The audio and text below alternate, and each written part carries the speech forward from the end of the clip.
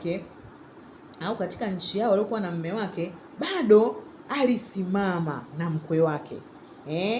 Hata mkwe wake napo alipopoteza mume, akapoteza watoto, bado Ruth alisimama kumtia moyo mkwe wake na akakubali kuambatana naye. Akasema kwamba utakapokwenda nitakwenda.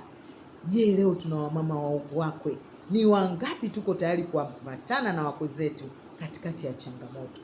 Lakini tunamwona mwanamke huyu Ruth, kwa sababu alikuwa na nguvu kubwa ndani yake, aliambatana na mama mkwe wake, alimpenda katikati ya wote kuwa wajane, lakini hakuangalia ile hali yake ya ujane, akampenda mama mkwe wake, akasimama na mama mkwe wake, akaona mimi nimepoteza mume wangu mpenzi, sawa, lakini mama huyu amepoteza watoto wake, tena watoto wake ambao hawakufanikiwa hata kumletea mjukuu, lakini akaamua kufanyika faraja kwa yule mama, na mwisho wa siku akasimama kwa uaminifu katika nchi ya ugeni.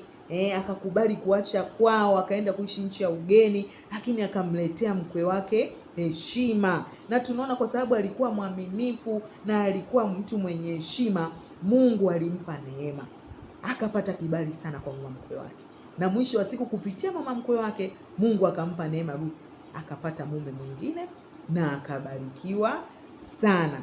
Nimeongea kwa ufupi kwa sababu